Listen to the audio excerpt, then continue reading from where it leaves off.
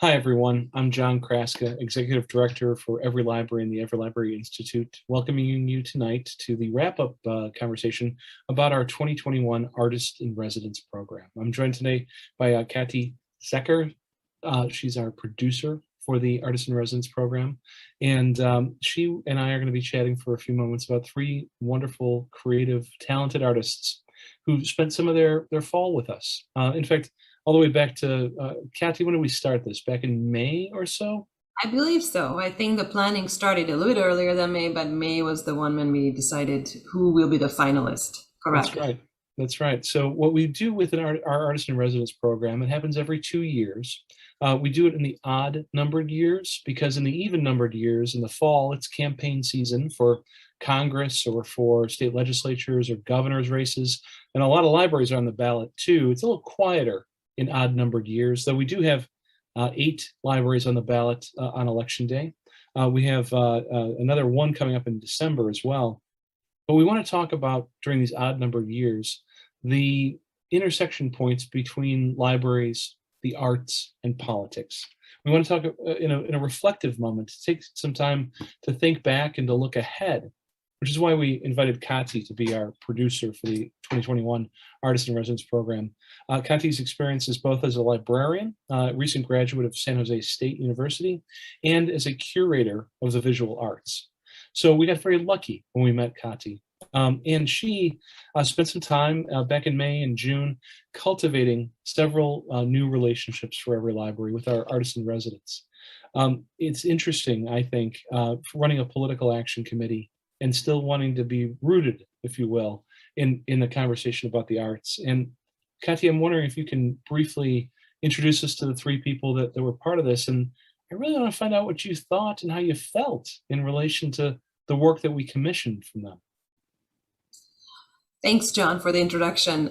It's been a really pleasure to work with you and EveryLibrary and the team. I felt a huge support from everybody. And actually, when we discussed and talked about the intersectionality of libraries, politics, and art, it seemed like a challenging title and it seemed like a difficult title, and conceptualizing it was a bit of a challenge. But at the end, I realized, and this process made me realize, that it's part of our everyday life. Politics, art, libraries, maybe not libraries, but we walk by libraries, we get books from libraries. Hopefully, with this artist residency program, we brought even more awareness to libraries. But it's not that far-fetched from our lives. Like it's in us, it's surrounding us everywhere. And with this project, what was beautiful about this is that I had been comfortable producing solo artist shows, but with this, I wanted to have a bit of a challenge. And it was challenging to have 3 different disciplines bringing their work together and working together. And first one was Victoria Hurtado, who is a beautiful poet, an amazing native Californian artist, and then Corinne Lightweaver, who is a visual artist, a collage worker, and a person who also writes and discusses other topics like climate change, social issues, and Ray Briggs, who is a jazz musician, also native Californian, and brought his beautiful pieces to this artist residency program. It's interesting coming through COVID. As we're at a point, my goodness, I hope it's late stage at this point, but who knows? The reflection that's necessary about where we've been and who we want to be moving forward. The fact that we wanted to do more of a in-person events around this and we couldn't, that makes sense given where we're at with society right now and health issues, but also the fact that we were able to host Corinne's work briefly at the Pasadena Public Library, and I want to thank them very publicly for that. That was a great show, actually. Gave us an opportunity to exhibit Corinne's work for a whole month. And well, one of the challenges, there were a couple of challenges. One of them is being the pandemic, but it also helped us kind of come together and work together and meet each other more often, because with Zoom, it was easier logistically to just get together on the screen and talk about their progress and what's happening, and learn more about their work. So, but with the Pasadena Public Library, it was a very nice gesture of them to be able to allow us to have their space and introduce Corinne's work. And there was a lot of foot traffic. People went and saw, and it helped them realize that libraries are not just for books. Again, it was very nice to show that libraries are a part of communities, and libraries can build more than just borrowing and lending books. And it was a place where people could talk about art, people could talk about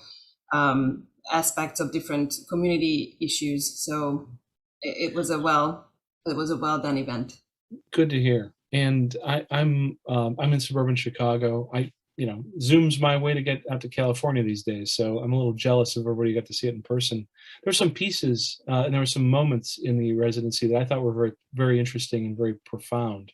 The work that Corinne does, with collage, the work that she does across sort of the intersection of like the built environment and the natural world, and her themes around peril, especially.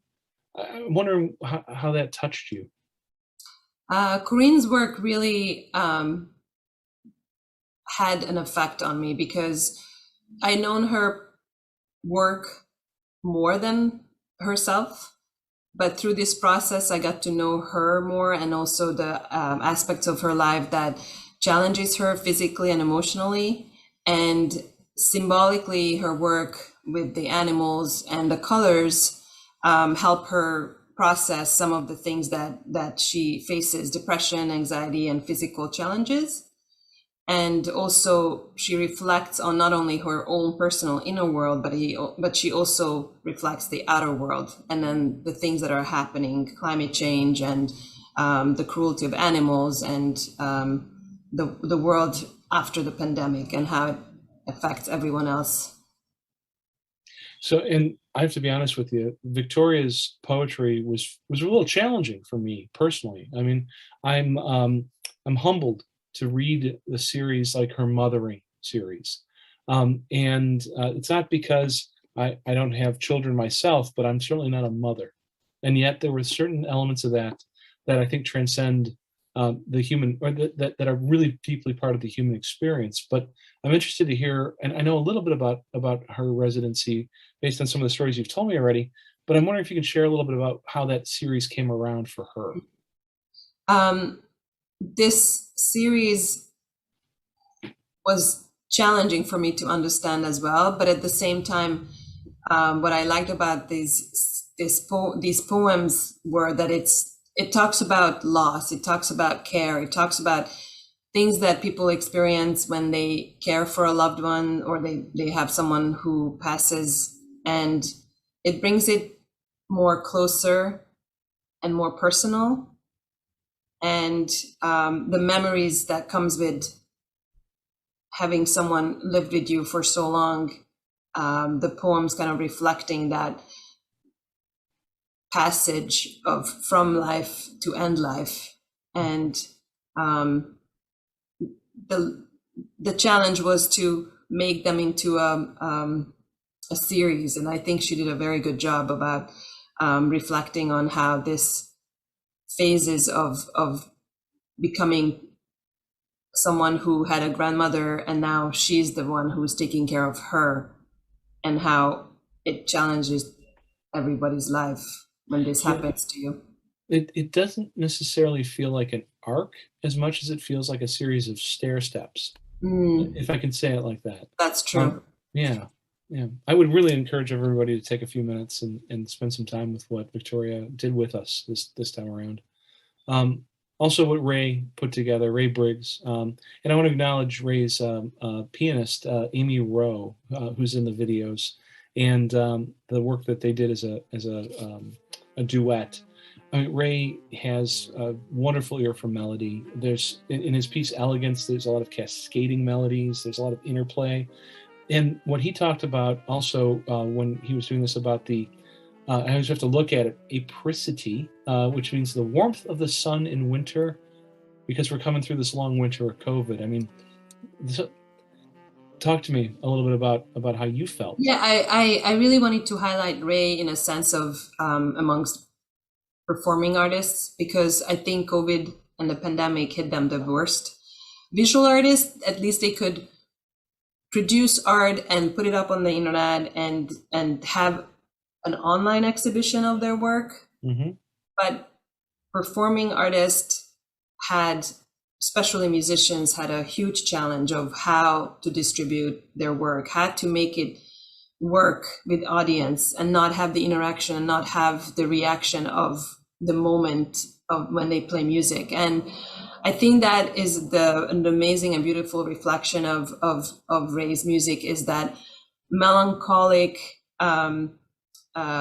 feeling of how not seeing the light at the end of the tunnel. It's just we went into this pandemic thinking that it's going to last for a couple of weeks, and then it went to almost 2 years, and not being able to see when is it going to end. The bleakness of sorrow and the sadness just showed in his music. But at the end, that little hope that shows, and that what makes his music fantastic. It's the jazz stylings, as it were, allow for a lot of exploration across keys, and that certainly is resonant. I'm wondering what you think, Kati, for libraries, about the ability for libraries, the opportunity for libraries to host different kinds of arts, different kinds of performance. I know it happens all over the country. And I'm wondering about the intentionality of a program like an artist in residence program. Would you recommend that libraries do this kind of work for local communities? I'm so glad you asked that question because I learned so much about the process and producing these work, or being the producer of artist residency program. I felt like that libraries should be considered essential, and libraries are places where communities can come together and learn not just about books and information, but they can gain knowledge about everything else that's around us. And these people who live with us, artists, musicians, teachers, we could have a conversation, we can have events that would bring that together, and make it a community, which is really important. I agree. This is our fourth artist in residence program at EveryLibrary, and part of the joy of doing it is, of course, meeting people like yourself as our producer, the artists like Corinne and Victoria and Ray, but also to have this broader conversation about who do we want to be and where do we want to go. Kati, I really appreciate you being with us on this series here in 2021. I am grateful to each of our artists and their collaborators who helped put it on, including, again, the folks at the Pasadena Public Library for hosting Corinne's work. Jen, I'm wondering, as we say goodbye, if you can put up a title card to let people know how they can get to see more of it. Kati, any final thoughts from you? I just wanted to thank you, John, and the team of EveryLibrary of helping me put this together, because it was a fun, lovely, and challenging project. But at the end, I really encourage everyone to see the collection of the beautiful art and music that we brought together for you. Mm-hmm. Thank you, everyone. Be well tonight. Bye-bye.